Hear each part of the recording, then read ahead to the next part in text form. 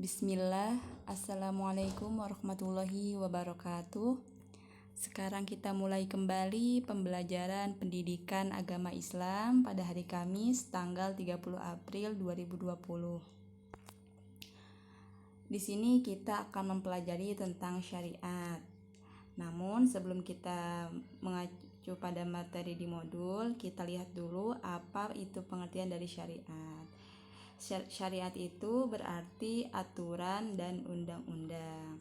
Secara istilah, syariat Islam adalah semua aturan yang Allah turunkan untuk para hambanya, baik terkait masalah akidah, ibadah, muamalah, adab maupun akhlak, baik terkait hubungan makhluk dengan Allah maupun hubungan antar sesama makhluk.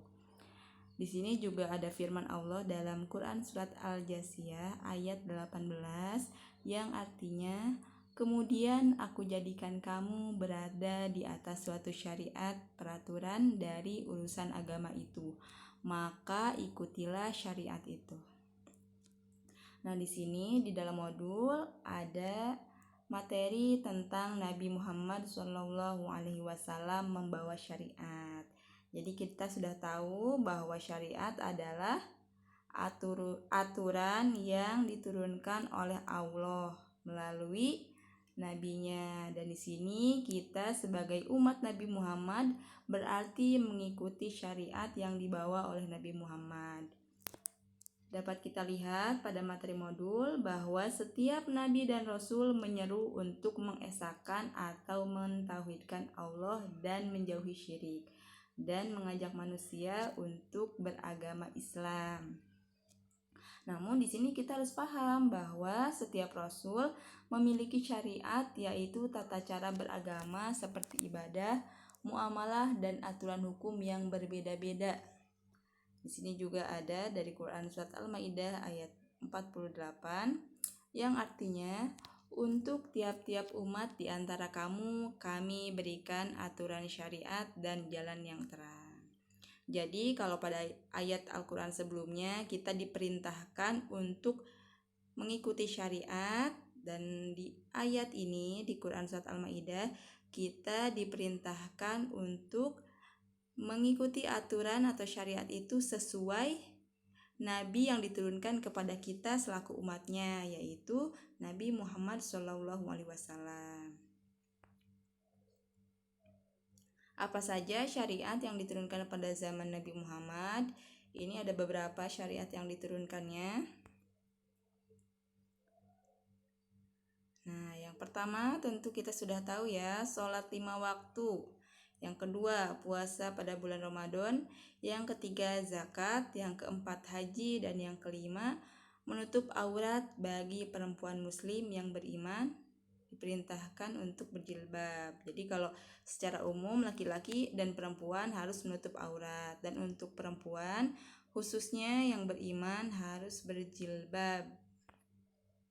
Kemudian contoh syariat lainnya, belajar bahasa Arab untuk memudahkan memahami Al-Quran dan hadis.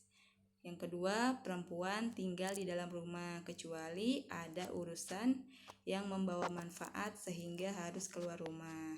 Yang ketiga, tidak berjabat tangan antara laki-laki dan perempuan yang bukan mahram. Jadi kalau nanti sudah dewasa, kita harus memilah dan memilih siapa saja yang harus kita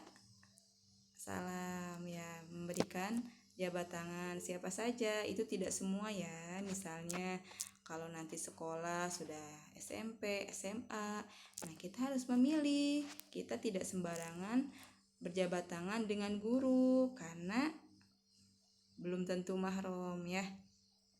Kemudian yang keempat, larangan memakai pakaian yang menyerupai lawan jenis. Jadi kalau laki-laki tidak boleh memakai jilbab karena jilbab itu adalah ciri khas perempuan. Begitu pula dengan perempuan harus memakai pakaian sebagaimana mestinya perempuan, misalnya memakai gamis, memakai rok ya, jangan sampai memakai pakaian seperti laki-laki. Kemudian yang kelima, makan dan minum dengan tangan kanan. Inilah kesempurnaan dari syariat Islam. Sampai hal-hal seperti makan dan minum pun ada aturannya ya.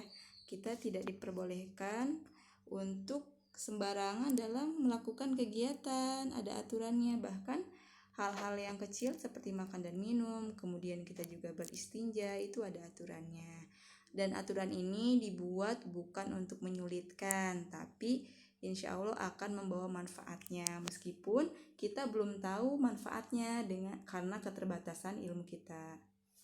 Dan yang keenam, mengucapkan salam dan bersalaman dengan orang muslim saat bertemu. Misalnya ketika kita sekolah pagi-pagi, ya ketika datang kita ucapkan salam ketika masuki kelas, kemudian bersalaman dengan ibu guru. Itu adalah contoh dari nomor 6. Selain yang dijelaskan, masih banyak juga syariat-syariat yang lainnya. Semoga kita dapat mengikuti syariat yang dibawa oleh Nabi Muhammad ini ya. Semangat untuk terus belajar agama Islam, karena semakin kita mempelajarinya, ternyata kita makin sadar ya bahwa ilmu yang kita punya ini masih sedikit, sehingga kita harus menambahnya dan menambahnya lagi supaya kita semakin banyak tahu.